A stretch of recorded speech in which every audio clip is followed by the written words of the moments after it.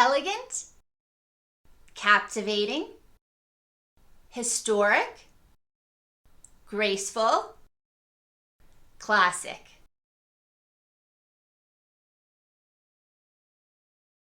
Hey everyone, just throwing out some words out there to describe this beautiful collection. Anyways, hello everyone, welcome back. Thanks so much for tuning in. So today we're going to be checking out Les Yeux de Chanel, the travel collection. Yeah, so this is a real stunning collection, I would say. In fact, I would definitely say that it is a spritz sensation. And by this, I mean that it is just so chic, elegant, and classic. In fact, I really do feel like there's a scent for everyone. And you know, they're all so unique and lovely in their own way, but have that classic Chanel DNA to them. But yeah, overall, a really gorgeous, well-rounded collection, and one that is so easy to mix and match with so many different outfits or occasions or events. But you know what? We'll talk about that a little later on in the review. Now, there are 6 scents in total in this collection, and each one is inspired by Chanel's travels. Just different places that were really dear to her. They also, in a way, represent moments in her life that really helped shape her brand. So, in a way, it's sort of a fragrance diary, which I feel is just so neat about this collection, and I really do love that about it.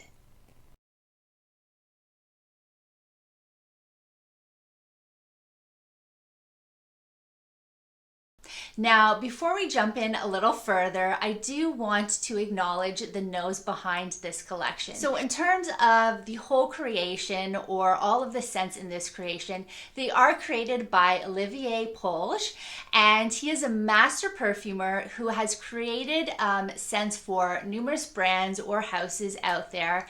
And just to name a few, you have Yves Saint Laurent, Burberry, and Armani, but really the list does go on for this perfumer.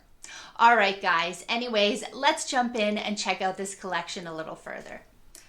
Okay, everyone, so the first one that we're going to be checking out is Biarritz. And this is a floral woody musk for men and women. And this one was actually one of the earlier releases to the collection.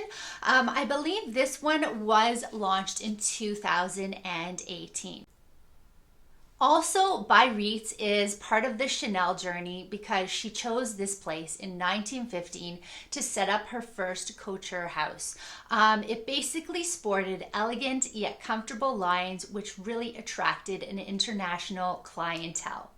Now, in terms of the notes for this fragrance, the main notes or accords are mandarin, grapefruit, green notes, and lily of the valley.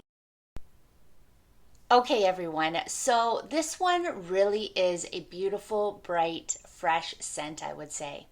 I love the opening of the grapefruit. The grapefruit note in this is so refreshing. You're gonna really love it. Also, the lily of the valley and the green notes, I would say, are really prominent against the gorgeous citruses. And the green notes aren't robust, I would say, but definitely more airy and light. So, you know, a bit more of a lighter scent. But yeah, the lily of the valley, I would say, gives it a nice, subtle, sparkling quality. And yeah, the whole vibe of the scent is really just so beautiful and graceful. Now, in terms of the sillage and longevity for this one, the sillage is more on the moderate side, and so is the longevity. And just in terms of style for this one, I would say this one you could do more casual to professional wear. Definitely in between those two. And in terms of just colors and bringing certain colors into your outfit, I would say stick with the soft, airy, more light, gentle colors. So, you know, light greens, maybe a soft white or a cream, maybe a soft yellow or a soft pink. But yeah, definitely bringing those light, more soft, graceful colors into your outfit.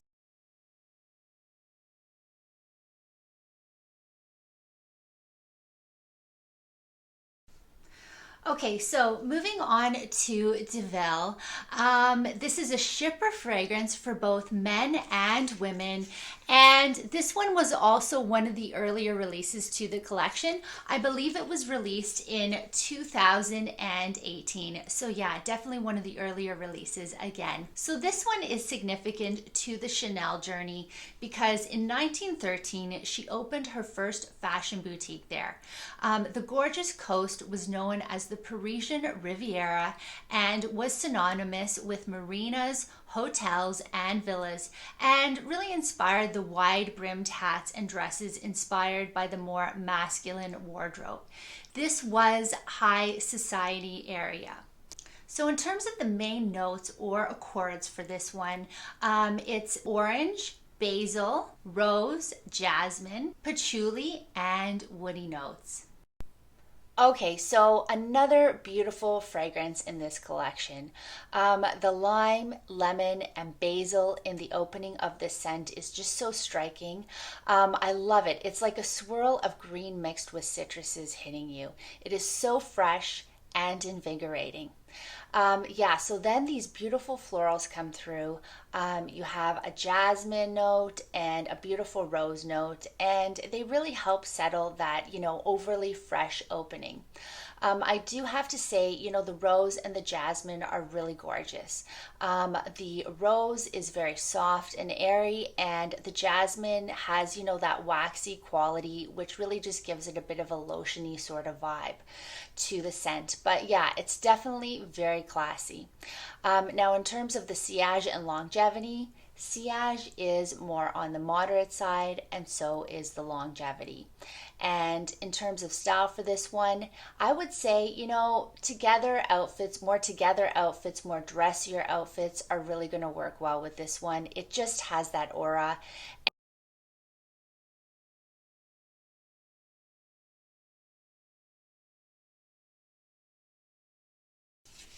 Okay, so on to Riviera. Now, this one is a floral fruity fragrance for both men and women, and it is also a later release. I do believe it is released in 2019. So yeah, it is released after the first two that we just explored. So Riviera is really significant to the Chanel journey because it really highlights one of her first destinations.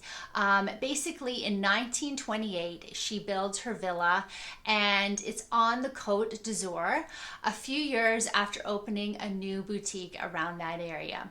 And the gorgeous Riviera and scenery become a real hotspot for society's well-to-do crowd, which really just influences her brand further. Now, in terms of the main notes or accords for Riviera, you do have a really nice orange, neroli, flowers, jasmine, and as well sandalwood.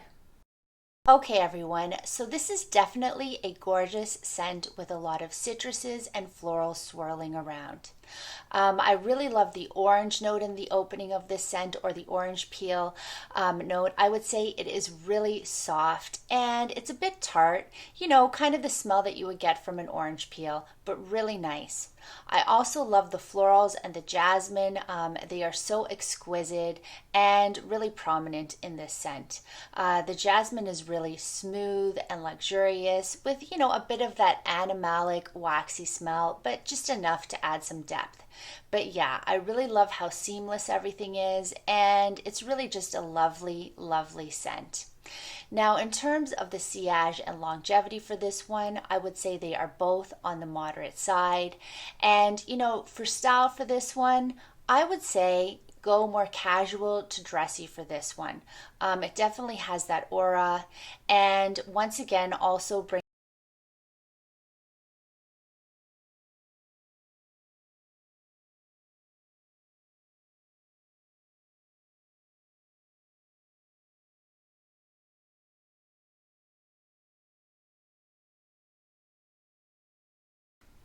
All right, so moving on to Venise or Venice. Now this one is a amber fragrance for both men and women, and it is a later release. So yeah, there we go. And this fragrance is really highlighting Chanel's journey because in 1920, after the death of her love and inspiration, Boy Capel, Chanel visits the legendary and historic city of Venice, a place full of wonderful artistry and mysticism. And she really just has an instant connection with it. She allows herself to be roused by the city's vibrancy. She is inspired by the art of the Baroque and Byzantium periods, and this really becomes embedded in her style and really her overall brand. So it is really significant to, furthering that. But anyways, the main notes or accords in Venise are neroli, pink pepper, rose, ylang ylang, geranium, iris, amber, and tonka. Okay, everyone, so another really beautiful scent in the collection. I love the pink pepper note in the opening of this scent. It is so soft and it really has that spicy sort of quality to it. And it is really pitted against the floral so nicely, which really are the centerpiece of this scent. The iris is beautiful alongside the rose, giving off a soft, sweet, powdery, almost lipstick or makeup-like accord. And the geranium note really adds in a nice greenness to it all. Also, you do have that amber, which really adds a soft powderiness to the fragrance and a little extra sweetness. But overall, a really soft, classy scent and one that is an ode to romance, I would say. Now, in terms of the sillage and longevity, sillage is more on the minimal side and the longevity is on the moderate side. And in terms of style for this one, I would say you could do more casual outfits to dressy with this one. And, once again, bringing in those soft, airy, light colors, as I've mentioned in a lot of the other fragrances in this collection.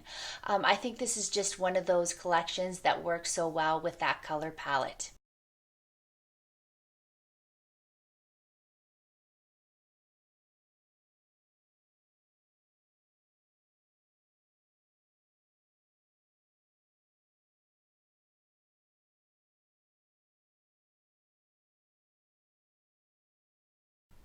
Okay, so moving on to Edinburgh.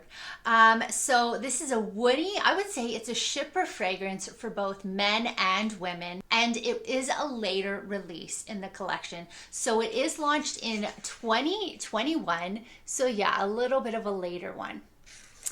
So yeah, this is really significant to the Chanel journey because in 1924, Chanel discovers Scotland through the Duke of Westminster. This is one of the men in her life with whom she had an affair with. It is here in the beautiful greenery of the landscape that Chanel takes solace. She enjoys the rustic countryside, and it is here that she is also offered materials to encourage her creative energy. The clothing worn by the British aristocrats during their outdoor pursuits becomes a source of inspiration for her. Her vision and reinterpretation of them have become emblems of the Chanel style. So in terms of the main accords or notes for Edinburgh, you have juniper berry, lavender, cypress, vetiver, earthy undertones, and as well smoky undertones or accents. Okay, everyone, so this is really a stunning, woody, fresh, clear feeling scent. I really love the juniper, cedar, and vetiver in this one. The juniper and cedar are really punchy and sharp and very cool feeling. It's almost like sticking your head into a pine bush and inhaling on a cold, crisp day. The vetiver also has a nice earthy aroma and is pitted against that lavender note so well. The whole thing just has the semi-spicy sweet barbershop feel to it, and it's really just a beautiful and peaceful scent. Now, in terms of the sillage and longevity for this one, sillage is more on the moderate side and so is the longevity. And in terms of style for this one you can do more of a casual country-esque sort of feel. So jeans, a nice jacket, a sweater, trendy boots, maybe a tartan pattern. And yeah, it just really has that sort of feel to it.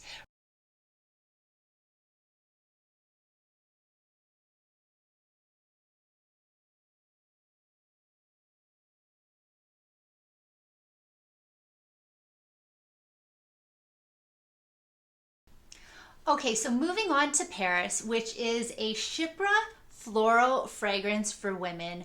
And this one is a later release. It is launched in 2022.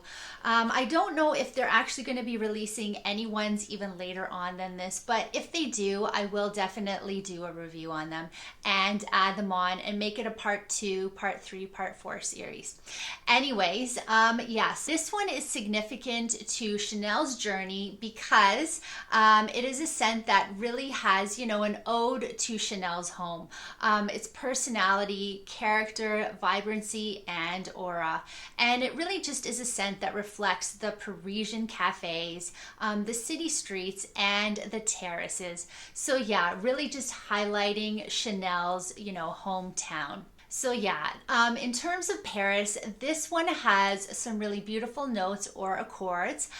You have a really beautiful fresh lemon, tangerine, rose, pink pepper, and as well patchouli. Okay, so this has a really beautiful opening to it. And it's just a really gorgeous scent, I would say. But yeah, an opening of, pink pepper and citruses, which is just so beautiful. The pink pepper has a nice spicy quality to it, I would say, against the tanginess of the citruses. Really bright and refreshing for sure. And I'd have to say that the rose note in this scent is also really key. It's fresh, green, and slightly dewy, although less so than in more fragrances. But overall, a soft, gentle, classic scent. Now, in terms of the sillage and longevity for this one, sillage is more on the moderate side, and so is the longevity. And in terms of style for this one, I would say you could do more casual to dressy outfits for this one. And also, I love this one because you can do loungewear. It just really has a comforting vibe. So yeah, I would also say that you could do that with this one. And, once again, bringing in those soft, airy, light colors.